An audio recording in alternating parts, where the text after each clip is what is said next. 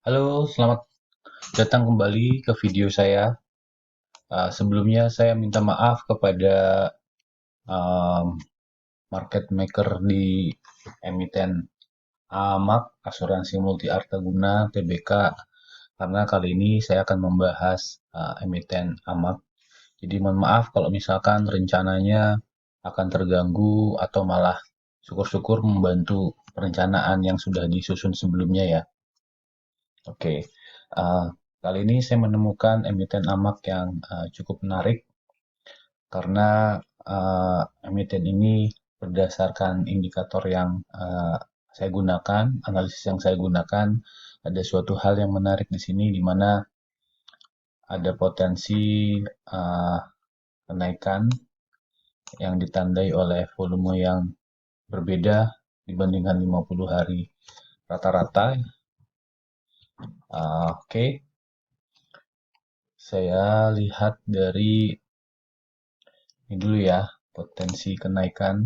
Berapa sih potensi kenaikan AMAK kalau kita menggunakan Fibonacci? Coba kita tarik di sini ya, sampai sini. Jadi kenaikannya bisa dilihat resistennya ada di 320 untuk resisten 0,5 yang pertama. Kemudian yang kedua ada di 344. Oke, ada di 344.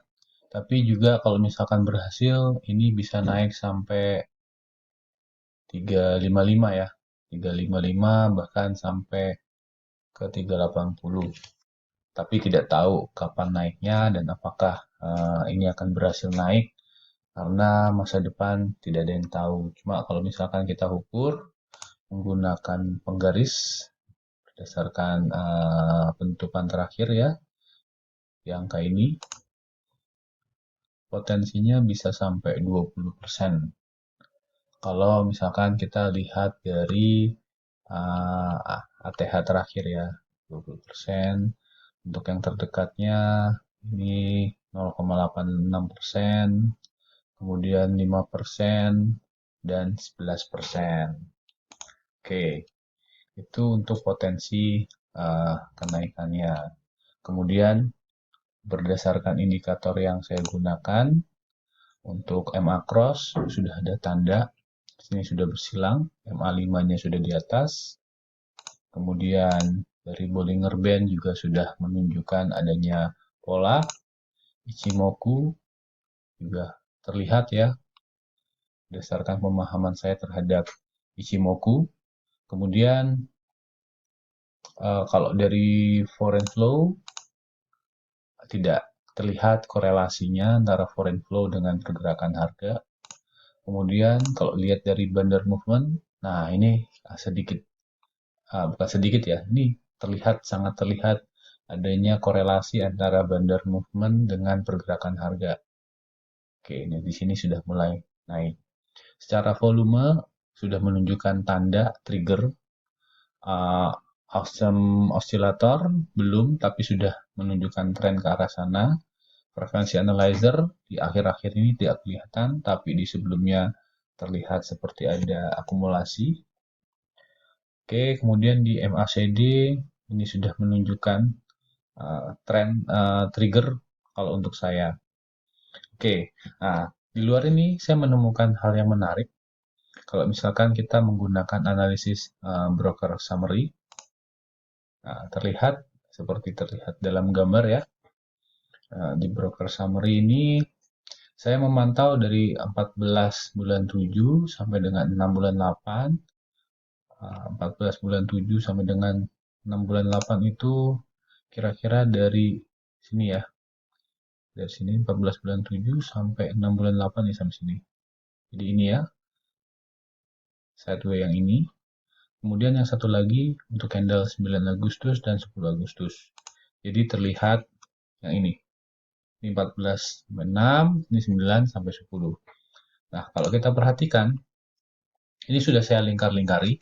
Jadi perhatikan saja yang saya lingkari. Jadi yang masa-masa sideways ada kesamaan, kemiripan dengan yang tanggal 9 dan tanggal 10, di mana untuk tanggal pembelian bisa dilihat emiten-emiten yang membeli. Kemudian kita lihat tanggal 9 dan 10, ada emiten yang tetap membeli, ada emiten yang menjual. Oke, kelihatan ya? Oke. Kemudian saya coba mengkalkulasikan. Jadi untuk yang membeli sebelah sini, kemudian yang membeli lagi dan menjual, saya menemukan ada 1, 2, 3, 4, 5, 6, 7 broker. YP, OD, MU, DH, KK, CC, NI. Nah, saya lihat untuk yang membeli dan menjual kira-kira posisinya terakhir ada berapa banyak. Untuk YP membeli 1,1 B tambah di 9 dan 10 382 M, totalnya ada 1,482,1 M. OD di periode sebelumnya 32,9 M, kemudian tanggal 9 10 beli lagi 63200, jadi totalnya 32,9 M. MU 2,8 M tambah 6 M, jadinya 8,8. DH totalnya 91,3 M, KK 40,9 M, dan CC minus 65 M. NI 4,1 M. Oke, jadi dari sini kelihatan ya bahwa nominal yang terbesar ini adalah YP. Kemudian kalau kita lihat lagi tanggal 9 dan tanggal 10 Agustus. Frekuensinya tanggal 10 Agustus 720, value-nya 810 kurang lebih. Value dibagi frekuensi 1.125. Jadi sekali transaksi, satu kali frekuensi, nilainya 1.125 rupiah.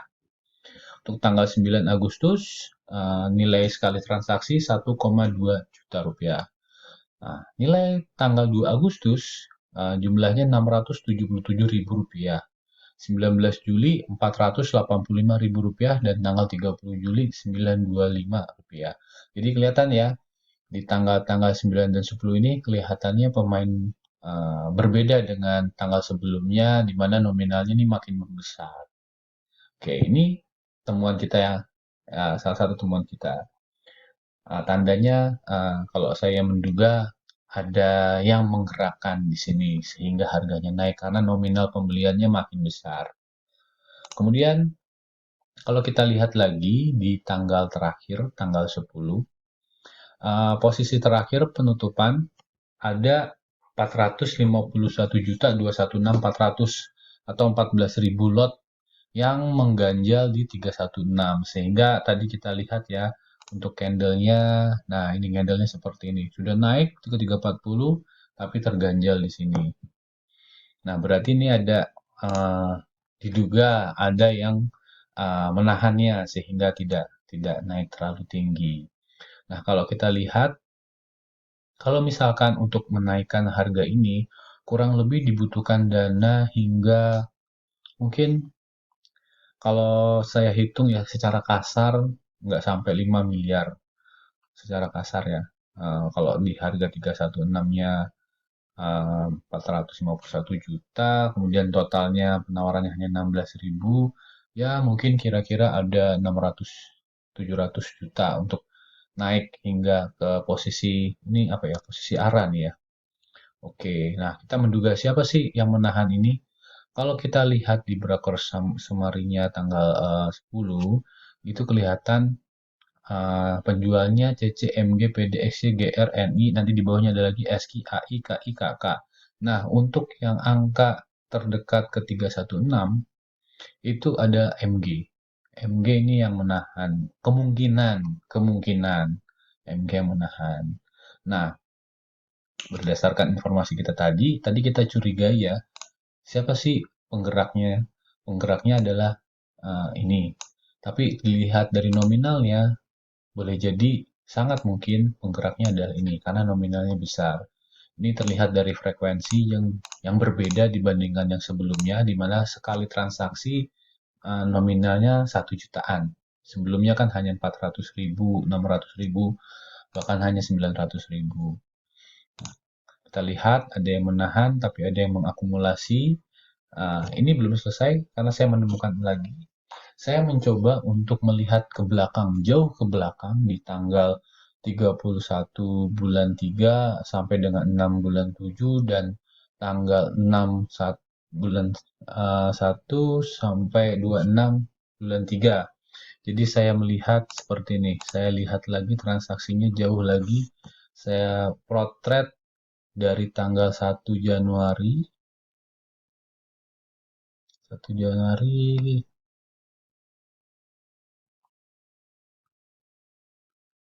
sebentar, tadi saya potret dari tanggal 31 bulan 3 sampai 6 bulan 7.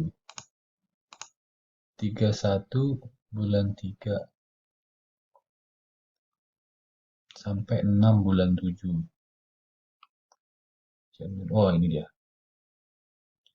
31 bulan 3. Nah, ini 31 bulan 3 sampai 6 bulan 7 nih sampai sini.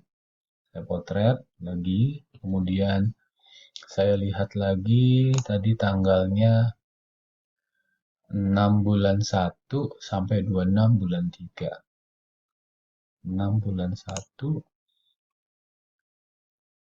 Nah, nih. 6 bulan 1 sampai 26 bulan 3 segini ya. Sideways sebelum yang sini. Saya lihat. Kemudian saya lihat lagi sini. Dan ada temuan yang cukup menarik. Di mana, oh ini nggak kelihatan nih. Saya naikkan lagi.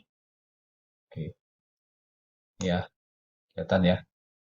Oke, ternyata ada yang menarik di sini, di mana YP ini sebagai pembeli yang terbesar 6,7 B dan YP di sini juga ada nih di 6 bulan 1 sampai 26 bulan 3. Jadi di 6 Januari YP ini masih mengakumulasi kecil-kecil ya, tipis-tipis, tipis-tipis. Dia belum menggerakkan harga di sana. Tapi di 31 bulan 3 dan 6 sampai dengan 6 bulan 7 YP pembeliannya cukup besar. Oke, jadi kalau kita tadi menuliskan lagi temuan-temuan kita, ini berarti YP totalnya semua dari tanggal 1 Januari sampai dengan tanggal 10 Agustus, total akumulasinya ada 8,267 M atau 8 miliar 267 juta. Nah, harga rata-ratanya berapa? Dia di periode pertama 1,1 billion. Di harga 274. Kemudian di periode di tanggal 9 dan 10 Agustus 295 rata-ratanya. Di tanggal tadi tanggal berapa? Saya lupa tanggalnya. 31 bulan 3 sampai 6 bulan 7 dia harga rata-ratanya 300 dan di tanggal 6 bulan 1 sampai 26 bulan 3 dia rata-ratanya 255. Dan posisinya sampai dengan saat ini belum keluar dari AMAG. Dan kalau kita lihat tadi di ini ya, bandar movementnya, ini ada korelasi antara antara bandar movement dengan harga, di mana ketika harganya naik, bandar movementnya naik, harganya naik, gitu ya. Dan posisi terakhir juga ada posisi kenaikan di sini. Nah, dengan kata lain, saya mencurigai, menduga YP adalah market marker di sini dan untuk bisa berenang bersama paus, berarti kita harus memperhatikan YP ini nanti buang harganya di sebelah mana gitu ya. Dan kalau dilihat dari harga rata-rata, kelihatannya kalau kenaikannya cuma sedikit, sepertinya nggak puas ya. Modalnya udah banyak, tapi keuntungannya sedikit. Di mana posisi rata-rata nih mungkin paling tinggi 300 ya, paling besar nih modalnya 300. 300 paling besar, sementara harganya sekarang baru 316. Ini masih jauh sekali dari kalau saya sebagai pemilik modal yang besar segitu sangat sayang sekali ya kalau misalkan keuntungannya sangat sedikit. Tapi saya tidak tahu. Oke, terima kasih banyak. Sampai jumpa.